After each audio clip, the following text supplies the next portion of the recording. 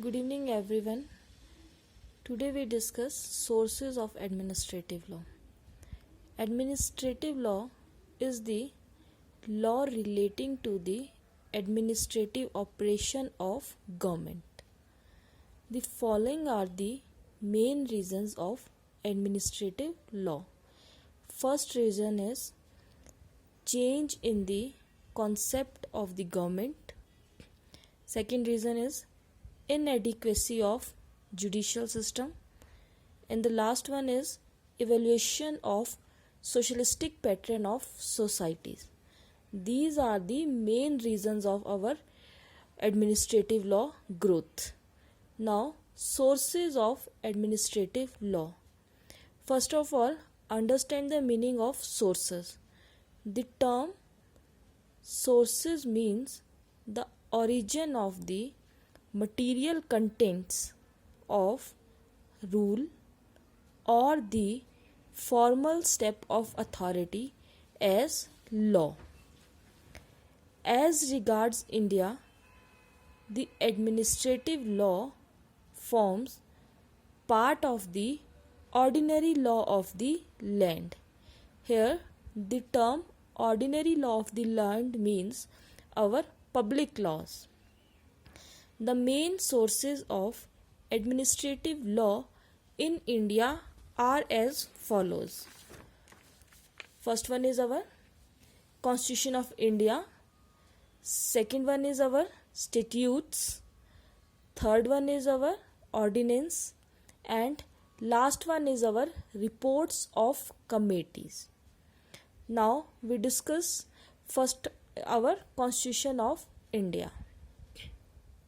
As we know that India has a written constitution, which is the supreme law of the land. The constitution democrates the legislative and administrative power of the union, means center, and the state, conferring on the courts. All the legislative actions of the administration have been expressly brought by the Constitution within the purview of Article 13 by defining law, which includes our orders, bylaws, and rules and notification having the force of law. The Article 13 of Constitution we discuss in our constitutional class. Then next is our second source is our statutes. Statute is the principal source of administrative power. Statutes emanate from the Constitution under the constitutional law, and making power has been given to the Parliament at the central level and a state legislature. Here, the exercise of administrative power has to conform to statutory patterns. Now, third source is our ordinance.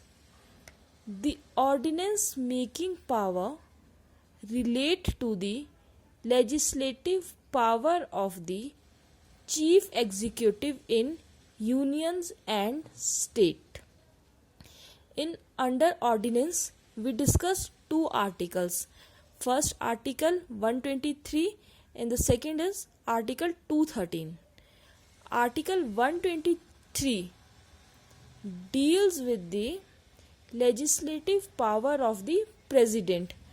Remember, article 123 relates with the power of the president. Empower the president to promulgate ordinance during the recess of a parliament. Whereas article 213 confers a same power which we already discussed under article 123, same power on the governor to promulgate ordinance during the recess of state legislature. there is a one difference between Article 123 and 213, that under Article 123 here powers refer to a president, where under Article 213 power refer to our governor of a states. Now last source, that is our reports of committee. Reports submitted by various committees can also be considered as a good source of administrative law. For example, Law Commission has gone into the questions of grassroots tribunals, which will have public participation. Now in England, Frank Committee report on tribunal and inquiry has played a significant role in improving the working of administrative tribunals in England. That's it. These four are the main sources of our administrative law. Thank you so much.